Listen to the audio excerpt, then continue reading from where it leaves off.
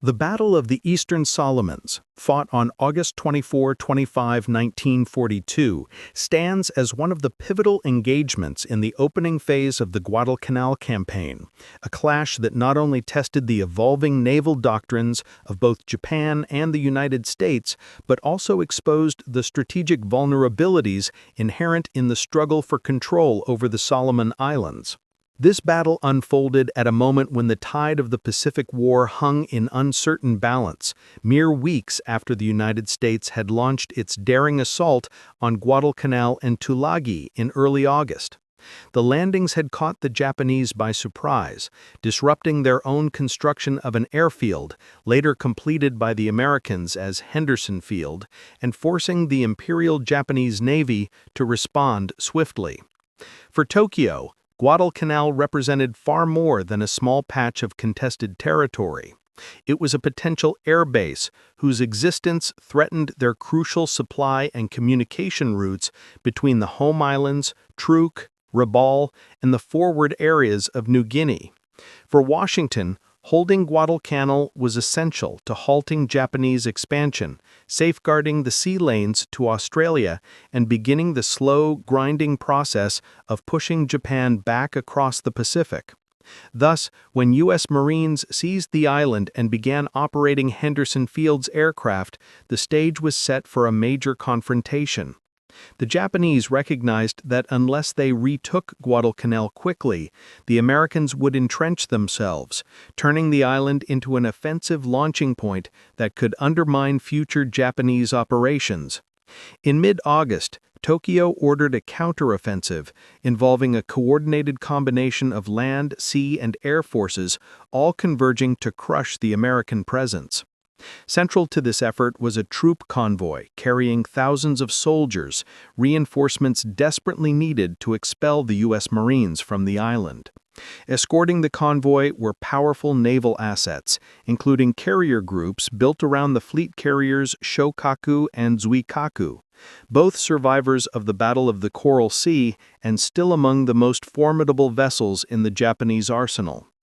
The Japanese plan called for using their carrier air power to neutralize the U.S. carrier forces believed to be protecting Guadalcanal.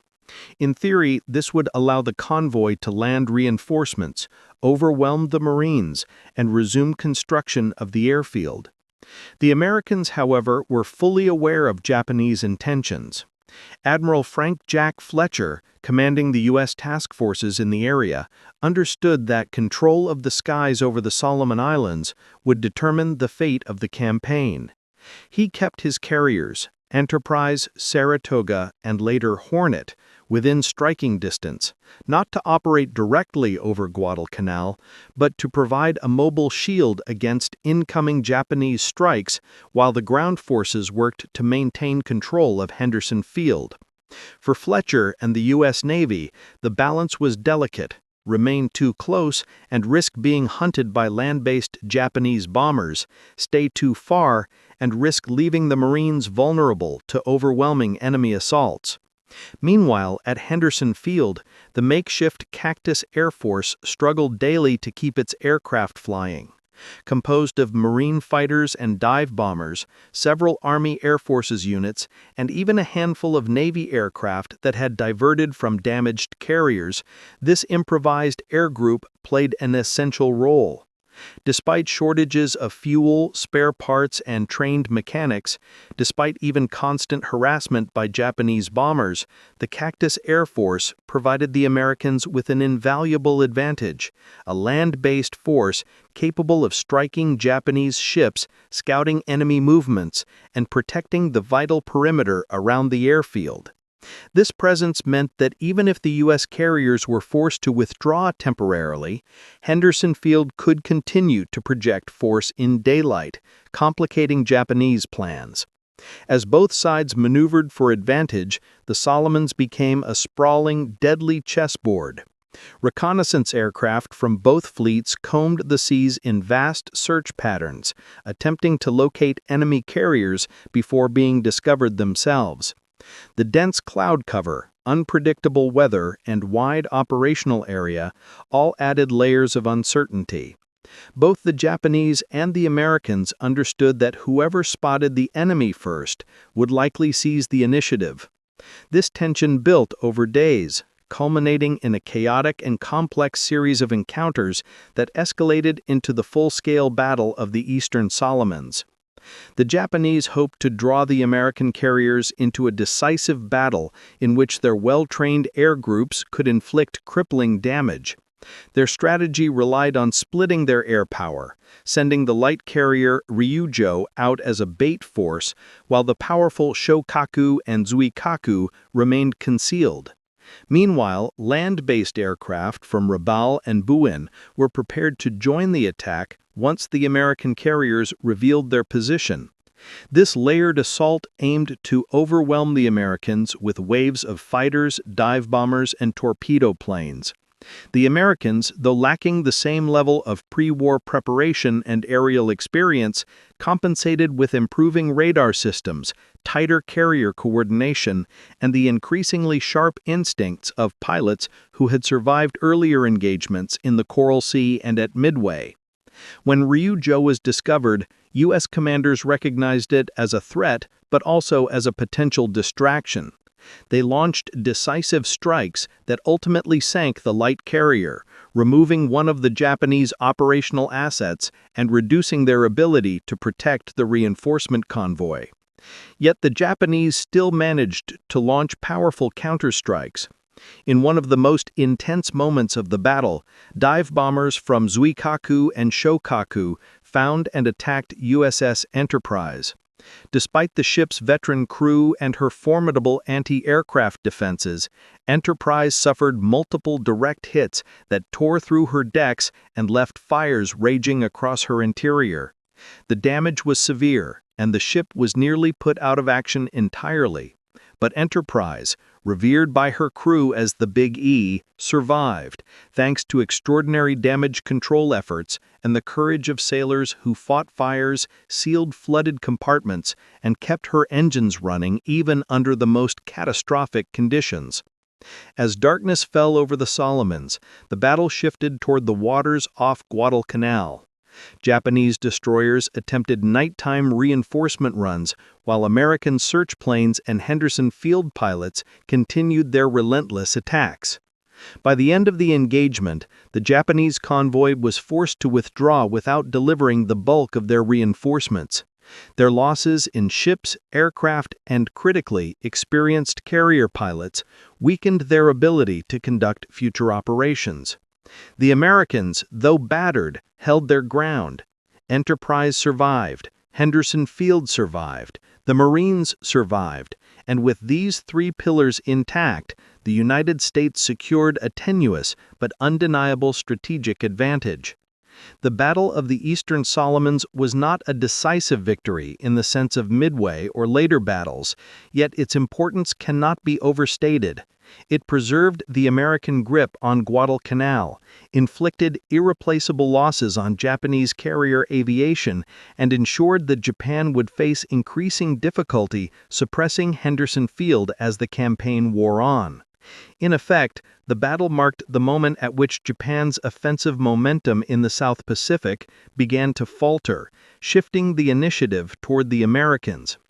It demonstrated that Japan could be beaten not only in surprise circumstances, but through sustained operational pressure, coordinated naval and air actions, and the growing efficiency of American carriers and land-based forces working in concert. The Battle of the Eastern Solomons cannot be understood without first examining the turbulent strategic environment that shaped every decision, every risk, and every clash that unfolded in August 1942. The Solomon Islands, a remote chain of jungle-covered islands stretching like a broken spear across the South Pacific, had become the newest and most urgent front in the Pacific War. At the heart of this shift stood the island of Guadalcanal, a previously obscure piece of territory whose geography, barely known to the outside world, suddenly became a fault line on which the momentum of the entire Pacific campaign threatened to turn.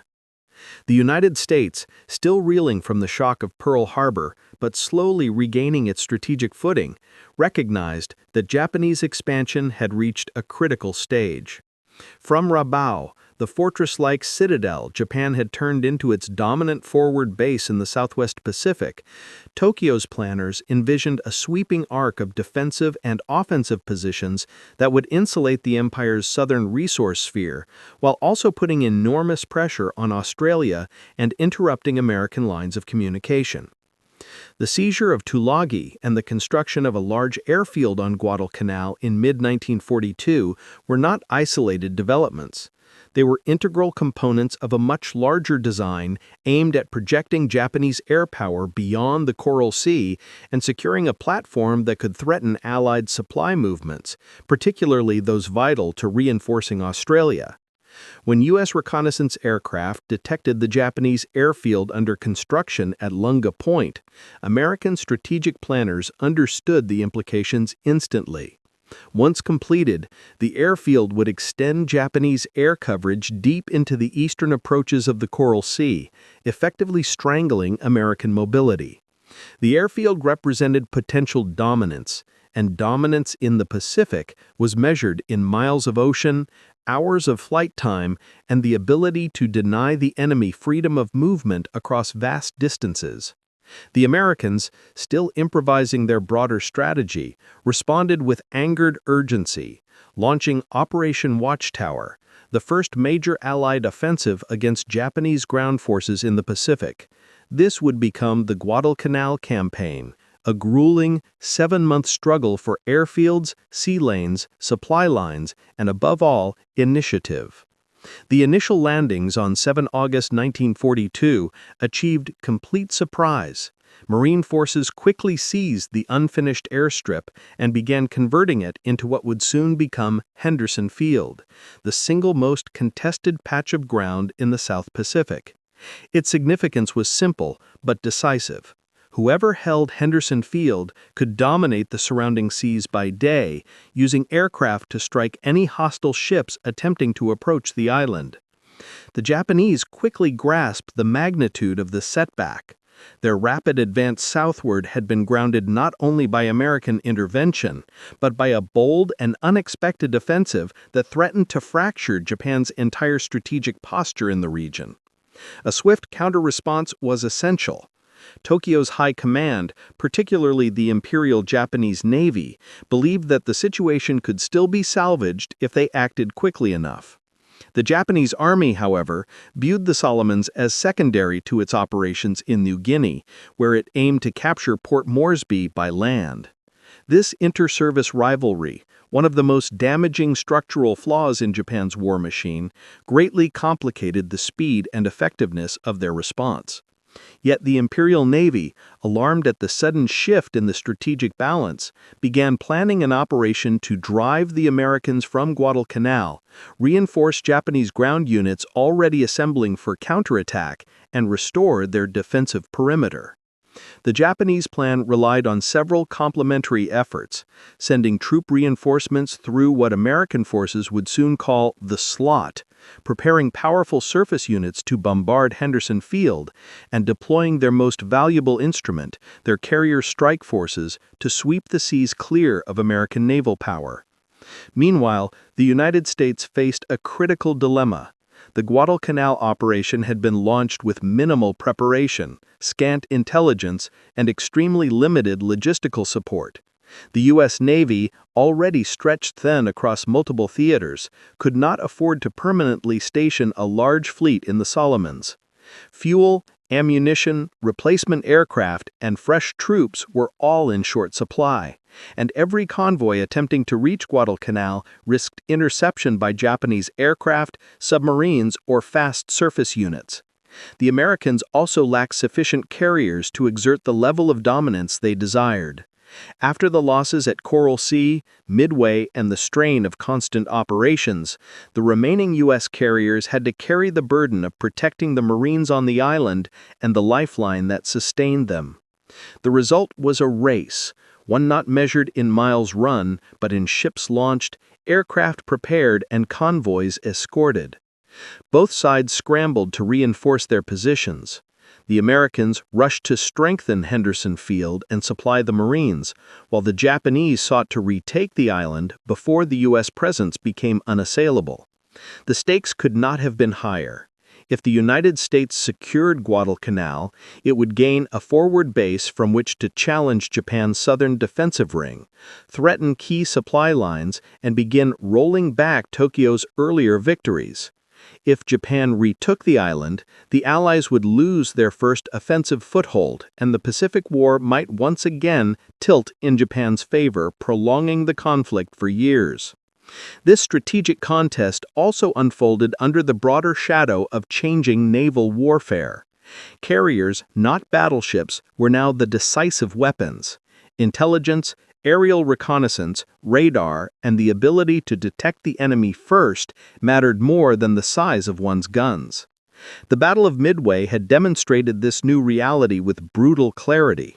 But Midway had been fought far from any land-based interference. The situation in the Solomons was far more complex. Here, the Americans had Henderson Field as a potential force multiplier, but only if they could keep it operational. The Japanese possessed the powerful Rabaul air groups, but distance limited their endurance and operational efficiency. Every movement was tracked, countered, and counter-countered by aircraft probing the ocean sands for enemy fleets.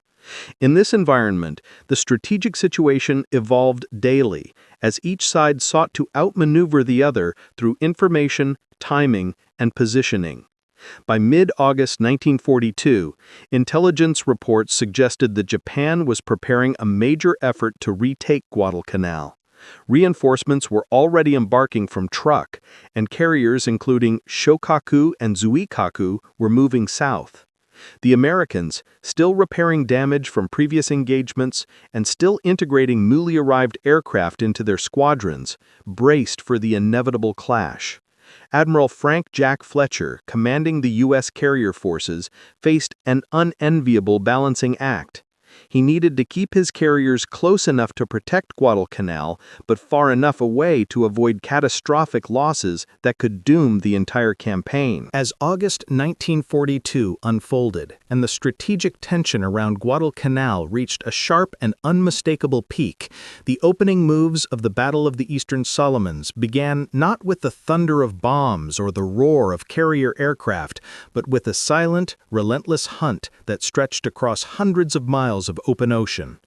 The Pacific, an expanse so vast it seemed to swallow fleets whole, became the arena for a deadly game of reconnaissance, a contest in which timing, visibility, luck, and the skill of individual pilots might determine the survival of entire carrier groups. Both the United States Navy and the Imperial Japanese Navy understood that the decisive edge in a carrier battle rested on locating the enemy first. Carriers were powerful yet vulnerable, floating air bases whose strength depended on launching a well-coordinated strike before the enemy could land a blow of their own. The winner of the initial search would likely dictate the shape of the coming battle. Thus, in the days leading up to the main engagement, both sides devoted enormous energy to aerial reconnaissance, dispatching patrol planes, float planes, and long-range bombers in sweeping arcs designed to penetrate the vastness of the sea and find the enemy's heart, its carriers. The stakes of each search flight were almost impossibly high. A single report could trigger the launch of hundreds of aircraft, commit commanders to aggressive courses of action, and initiate operations that would shape the future of the entire campaign on Guadalcanal. Conversely, a missed sighting or misinterpretation of intelligence could doom a carrier fleet before its aircraft ever left the deck. These early reconnaissance efforts were made even more complex by the geography of the Solomon Islands. The chain's narrow sounds, scattered islands, and predictable but often turbulent weather created natural blind spots. Clouds built quickly over warm coastal waters. Tropical storms swept across the sea with little warning, and sunlight reflecting off the waves produced optical illusions that confounded even experienced aviators. In this chaotic environment, both American and Japanese search patterns often overlapped or diverged in subtle ways, sometimes revealing glimpses of the enemy, sometimes concealing entire fleets behind curtains of weather. The Japanese, preparing their counteroffensive to retake Guadalcanal, dispatched a complex array of reconnaissance assets from Rabaul, the Shortland Islands, and from the carriers themselves. Long-range flying boats such as the Kawanishi H-8K Emily, with their impressive endurance, probed deep into the ocean tract where they expected American carrier forces to operate. Submarines spread out in patrol lines, hoping to intercept American ships and radio back their positions. Carrier-based scouts, launched from Shokaku, Zuikaku, and smaller carriers, fanned out each morning to cover every conceivable approach route. The Japanese search doctrine, shaped by years of experience and a belief in preemptive, concentrated strikes, emphasized accuracy and coordination. Yet even with their extensive reconnaissance network, Japanese commanders were plagued by uncertainty.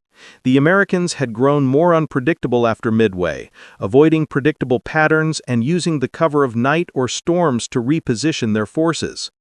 The United States Navy, meanwhile, relied heavily on its PBY Catalinas, slow, vulnerable seaplanes that nevertheless formed the backbone of Allied long-range reconnaissance in the South Pacific.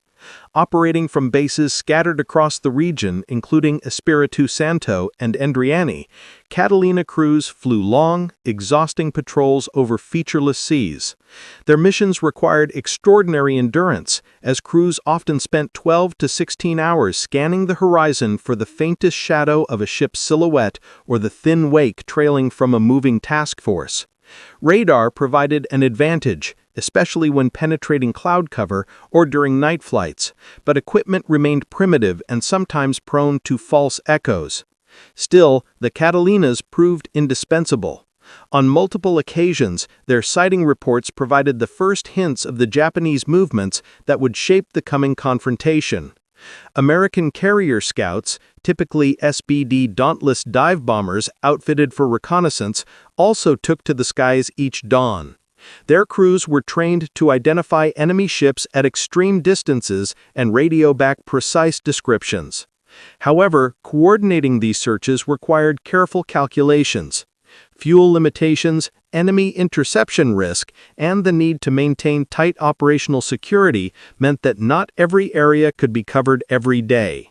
Admiral Frank Jack Fletcher, commanding the American carrier task forces, ordered wide but calculated search arcs, aware that every hour gained or lost in the race for information might spell triumph or disaster. The Japanese approach differed significantly in this phase of the battle. Believing their carriers would play the decisive role in crushing American naval power around Guadalcanal, they dispatched the light carrier Ryūjō with a specific mission: to draw American aircraft away from the main Japanese carrier force. This diversion relied on careful timing and deceptive positioning, and it placed even greater emphasis on reconnaissance to ensure that Ryūjō appeared in the right place at the right time. As both sides maneuvered cautiously across the ocean, early skirmishes erupted between reconnaissance aircraft themselves. Encounters between patrol planes quickly became the first clashes of the campaign. Brief, violent exchanges of gunfire where aircraft fought not to down the enemy, but to survive long enough to radio back vital sightings. In these aerial duels, the stakes extended far beyond individual losses. If a single scout plane was destroyed before transmitting a report, an entire fleet could remain hidden for crucial hours. If a single scout broke through and relayed coordinates, the enemy's fate might be sealed under a massive carrier strike. On 24 to 25 August, this reconnaissance war intensified dramatically. American patrols detected unusual activity near the Japanese staging areas. Messages from coast watchers, Allied observers stationed on remote islands, provided early warnings of Japanese ship movements, reinforcing the growing sense that a major naval action was imminent. These coast watchers, often operating behind enemy lines, played an outsized role in the campaign, using concealed radios to report Japanese aircraft and ship sightings. Their intelligence proved invaluable, offering the Americans a clearer picture of Japanese activity than the Japanese enjoyed of American movements. Meanwhile, the Japanese relied heavily on submarine reconnaissance. Several Japanese submarines shadowed American carrier groups, attempting to maintain visual contact as the Americans routinely altered course. Although few of these submarines managed to launch successful attacks during this phase, their presence added tension and danger to American operations, constantly forcing task forces to conduct evasive maneuvers. The Americans, aware of this threat, proactively used destroyers and aircraft to sweep submarine-infested waters, though complete protection remained impossible. On August 23, the Japanese suffered a significant setback when several planned air searches were delayed or misdirected by poor coordination and weather issues. This failure left them uncertain about the exact location of the American carriers. The Americans, meanwhile, enjoyed better luck when a long-range Catalina spotted elements of the Japanese advance. While the initial report was incomplete, it alerted Admiral Fletcher that the Japanese were closer than previously thought. Fletcher ordered his carriers, Enterprise, Saratoga, and Wasp, to increase alertness and prepare for rapid launch conditions. Wasp would eventually move south due to fuel concerns, leaving Enterprise and Saratoga to bear the brunt of the coming storm. The constant pressure of reconnaissance also strained the pilots and crews involved. Fatigue, stress, and the psychological burden of endless searching weighed heavily. Many flights ended with crews unsure whether they had missed something critical. The climax of the Battle of the Eastern Solomons unfolded on August 24, 1942, when the long, tense reconnaissance war finally gave way to the violent and decisive carrier duel that would determine control of the seas around Guadalcanal. This confrontation was the moment both navies had anticipated, a test of timing, precision, coordination, and the remarkable resilience of pilots and crews who were expected to perform flawlessly under unimaginable pressure. The duel did not begin with the thunderous arrival of massed air groups, but with a single sighting. An American scout identified the Japanese light carrier Ryūjō, operating north of Guadalcanal. Ryūjō had been deployed as part of a calculated Japanese ploy meant to draw American aircraft away from the main carrier force built around the veteran fleet carriers Shokaku and Zuikaku. By placing Ryūjō ahead as a lure, the Japanese hoped to expose American carriers to a devastating counterstrike from their more powerful units positioned further to the north. This tactical deception, while elegant in concept, required flawless reconnaissance and precise timing, conditions that would prove elusive in the chaotic environment of the Solomons. When Admiral Frank Jack Fletcher received the sighting report, he faced a difficult choice. The Americans still had not located the main Japanese carrier force, meaning Ryūjō might indeed be a decoy. Yet Fletcher could not risk allowing any Japanese carrier, even a light one, to operate freely within range of Guadalcanal. Ryūjō was already launching aircraft, some destined to attack Henderson Field and others searching for American ships. Ignoring her would risk exposing American ground forces and supply routes at a critical moment. Fletcher chose action.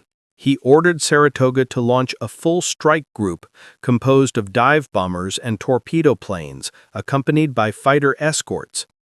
This decision initiated the first major American offensive of the battle and set in motion a chain of events that would define the fate of both fleets. As Saratoga's deck crews scrambled to ready aircraft, Enterprise prepared for her own probable engagement, still unaware of whether she had been detected. The Enterprise Air Group, hardened by previous battles, but still recovering from losses and fatigue, stood at the ready. Pilots waited in ready rooms, reviewing charts and preparing for what would become one of the most punishing aerial assaults of their careers. Meanwhile, the Japanese prepared their own strike. Although Ryūjō's role was diversionary, her air group launched an aggressive attack toward Guadalcanal, hoping to disrupt American operations at Henderson Field. Her pilots, flying outdated but still dangerous Zero fighters and torpedo aircraft intended to weaken American air power on the island ahead of the larger counteroffensive still being organized. At the same time, Shokaku and Zuikaku, finally receiving more reliable reconnaissance information, prepared their main strike force.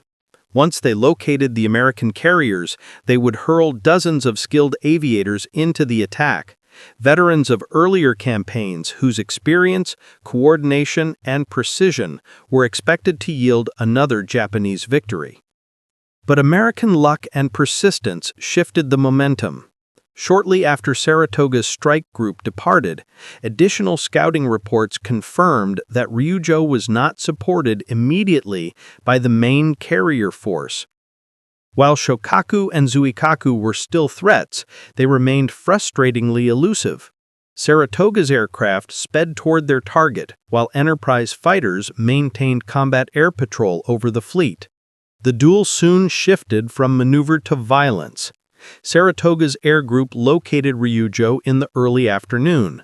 The Japanese light carrier, smaller and more vulnerable than her fleet carrier counterparts, was operating with a small escort and launching aircraft as the American strike arrived. In a coordinated assault executed with precision, dauntless dive bombers attacked from altitude, scoring multiple direct hits. Torpedo planes followed, braving anti-aircraft fire to deliver their payloads at low altitude. The damage was catastrophic. Explosions tore through Ryūjō's flight deck, igniting fuel stores and disabling her aircraft handling facilities. Smoke billowed skyward as fire spread across the ship. Japanese damage control teams fought valiantly, but the damage was irreparable. By late afternoon, Ryūjō was listing heavily, and her commanding officers ordered the crew to abandon ship. She slipped beneath the waves as American aircraft circled overhead, marking the first decisive loss of the battle. Yet, even as Ryūjō was fatally struck, the main drama shifted toward Enterprise. The Japanese carrier forces, having finally confirmed the approximate location of the American carrier group, launched their main strike force. More than 25 skilled torpedo bombers and dive bombers, accompanied by Zero fighters, roared south in search of their prey. Their mission was clear: disable or sink Enterprise and Saratoga before American aircraft could return to deliver additional strikes. Enterprise, already a veteran of Coral Sea and Midway, faced another trial that would test her resilience and the courage of her crew. As radar operators aboard Enterprise detected incoming aircraft, alarms sounded across the ship. Pilots raced to their aircraft or manned anti-aircraft guns.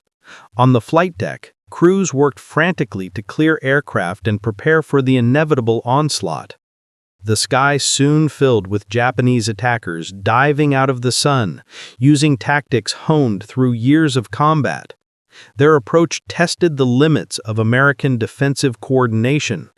Enterprise's combat air patrol fighters engaged the incoming wave, shooting down several aircraft, but unable to intercept them all.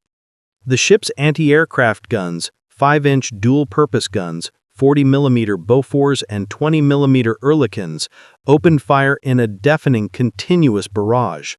The air was filled with smoke, shell bursts, and fragments of burning aircraft tumbling into the sea.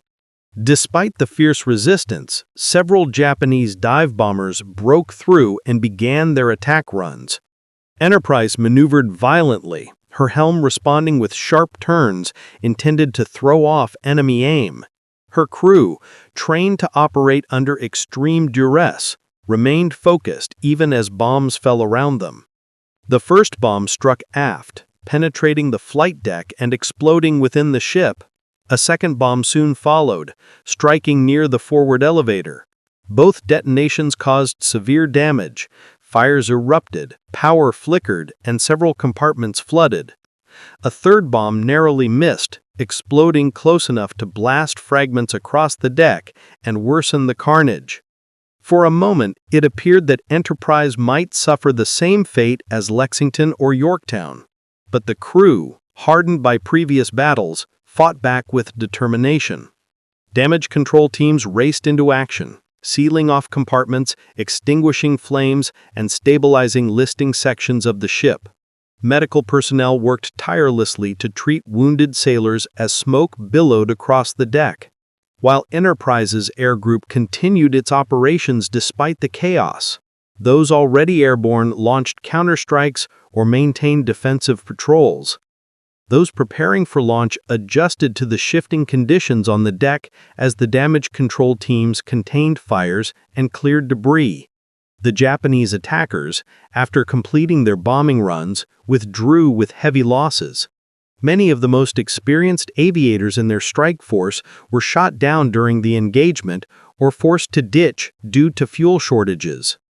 This loss of irreplaceable pilots struck a blow to Japanese naval aviation that would echo throughout the Guadalcanal campaign. The Americans had not emerged unscathed. Enterprise was wounded and needed repairs, but she remained afloat and operational.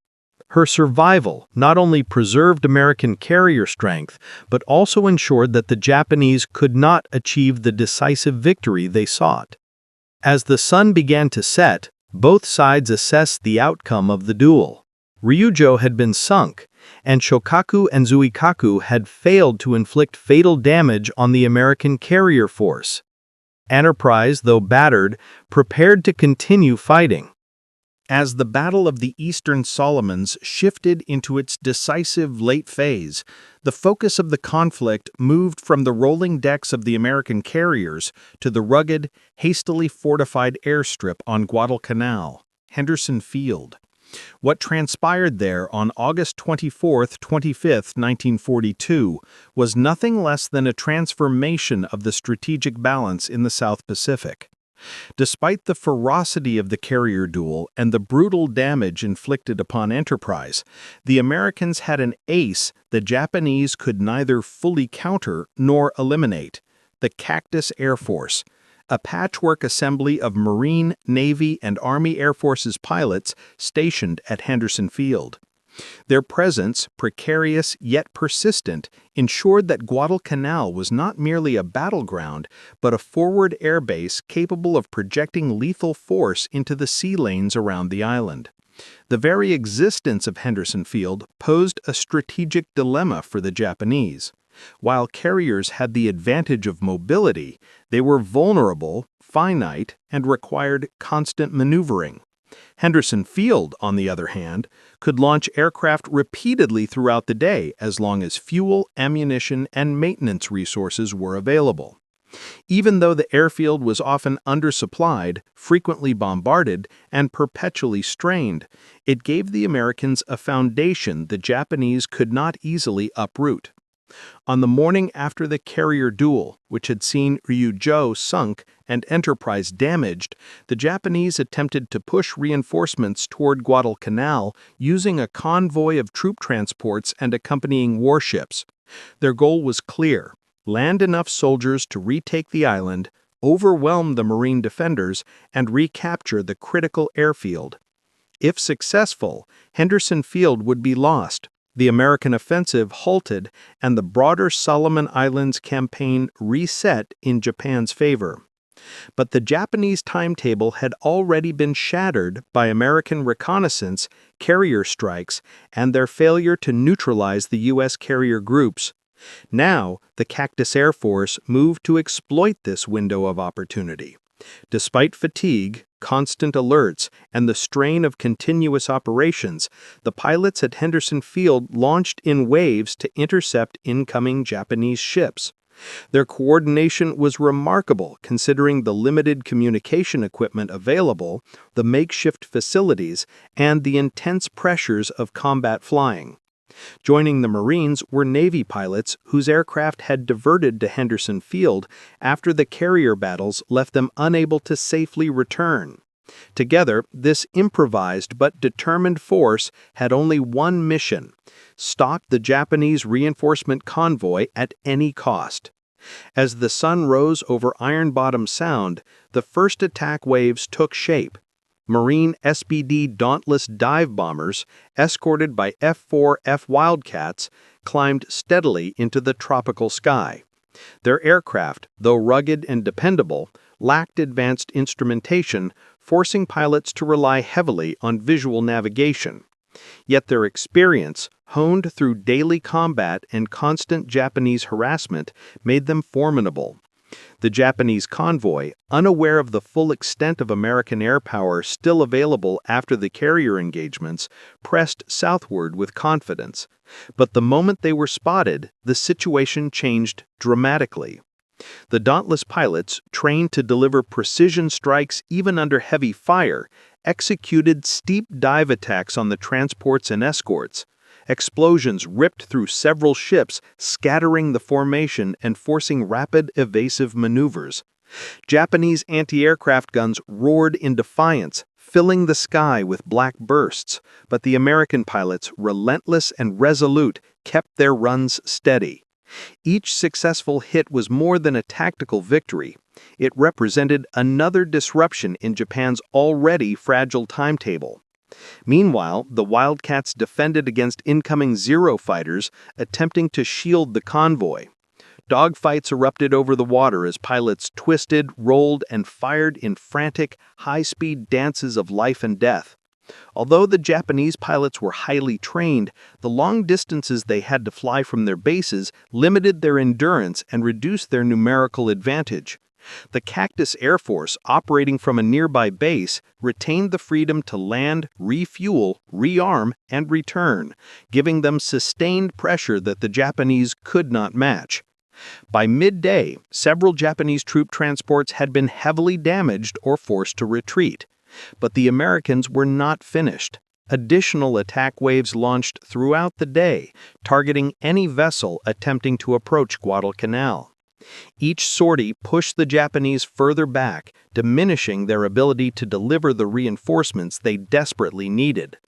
Among the most critical strikes occurred shortly after noon, when Henderson pilots located and attacked the destroyer and transport elements that remained in operational formation.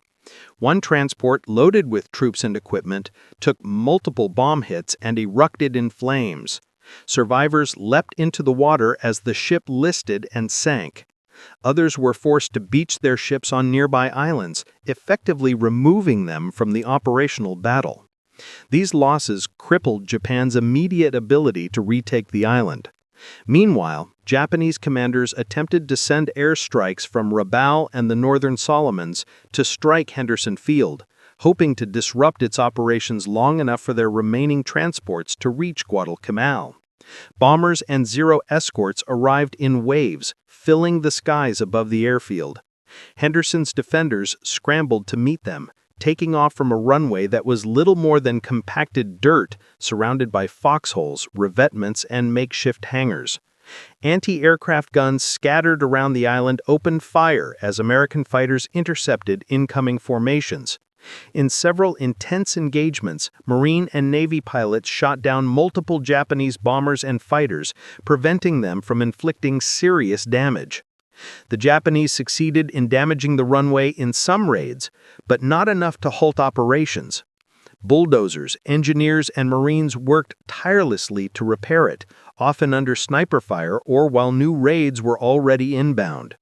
The sheer determination of Guadalcanal's defenders ensured that Henderson Field remained operational even under constant threat. This resilience had a devastating cumulative effect on Japanese operational planning. Every hour that Henderson Field remained operational was another hour in which the Japanese convoy remained exposed to attack. By late afternoon, the Japanese command concluded that the losses were too great and that further attempts to land troops were untenable. Ships began withdrawing north, still under the threat of American air attacks. As night fell, the tactical advantage temporarily shifted back toward the Japanese, whose destroyers were trained and equipped for high-speed nighttime operations in the slot. However, their ability to capitalize on this advantage was severely limited by the losses and confusion inflicted earlier in the day. Henderson Field's daytime dominance set the tone. Japanese forces could no longer approach Guadalcanal without accepting severe losses. The broader implications of Henderson Field's actions during this period were immense. By stopping Japanese reinforcements, the Americans ensured that the Marines on Guadalcanal would not be overwhelmed by fresh enemy troops. This bought invaluable time for supply convoys and reinforcements to reach the island, strengthening the American foothold. Furthermore, the Japanese carrier force, already suffering from pilot losses during the duel with Enterprise, was now unable to provide the consistent coverage needed to protect their surface forces. This forced Japanese commanders into a reactive posture, abandoning offensive plans and shifting toward preservation of their remaining assets. The day's events also marked a shift in air superiority around Guadalcanal. For the first time in the campaign, Henderson Field demonstrated not merely survival, but dominance during daytime hours. This shift had psychological consequences as well. The conclusion of the Battle of the Eastern Solomons marked a decisive shift in the broader Guadalcanal campaign, one that would reverberate throughout the Pacific for months to come.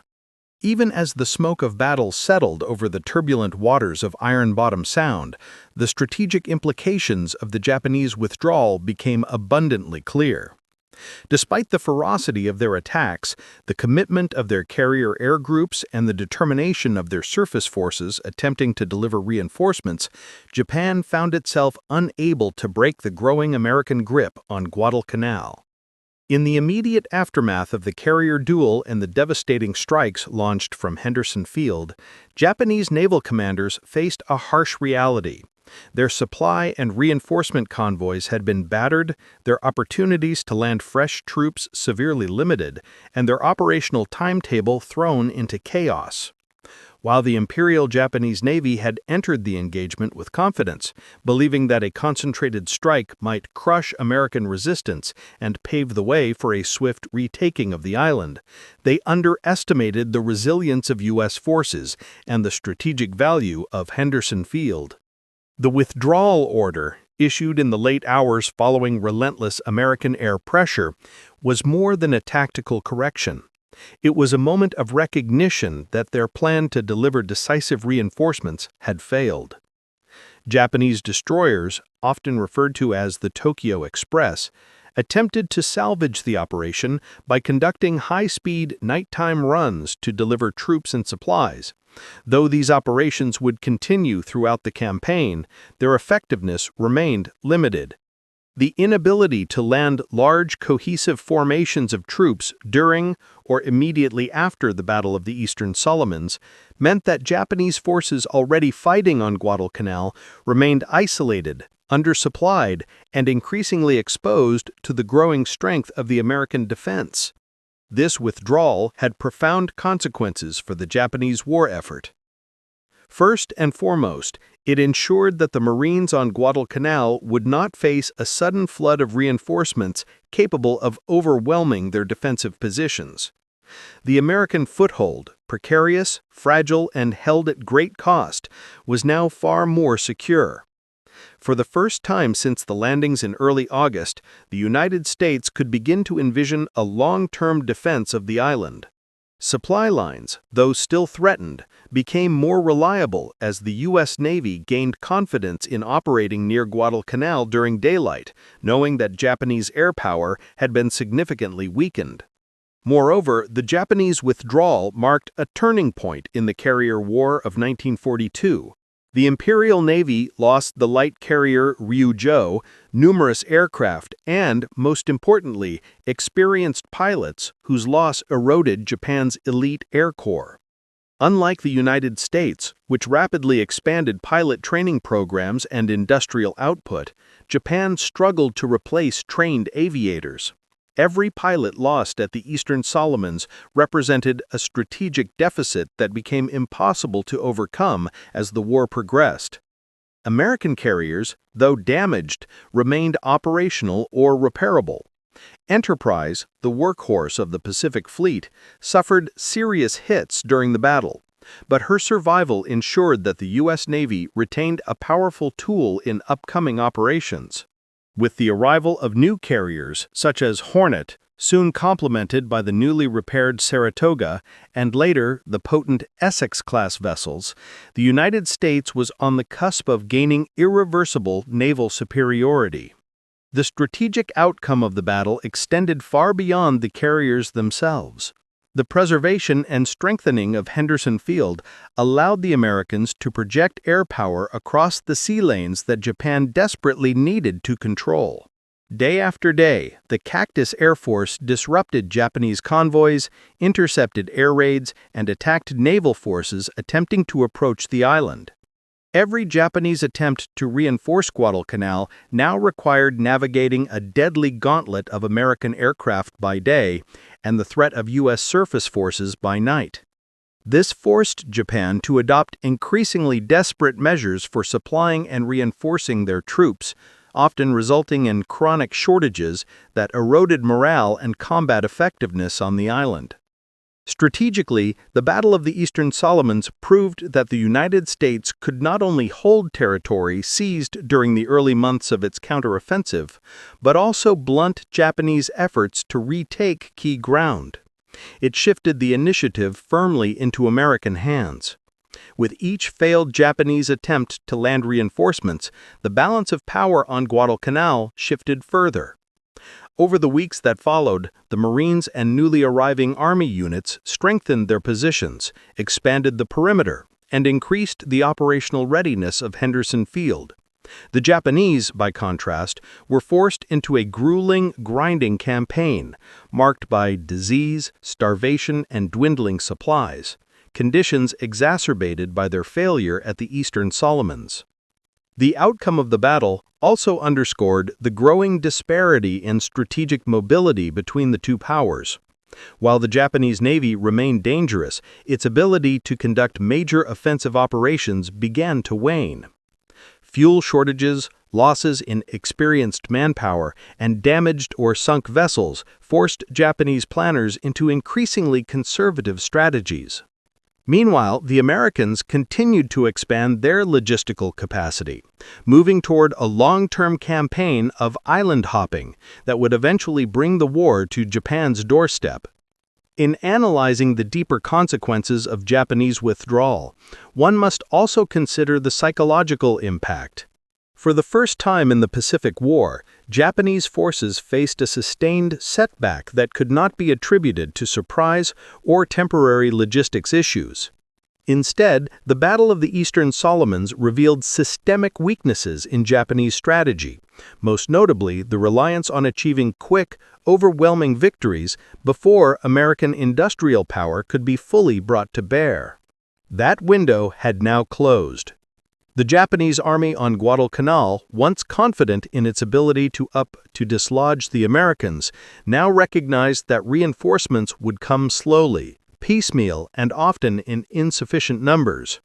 The Japanese Navy, despite its formidable destroyer operations, could not sustain a prolonged campaign against an opponent capable of leveraging land-based air power so effectively. Henderson Field proved to be the fulcrum of the campaign. The lifeline that ensured Guadalcanal remained in American hands.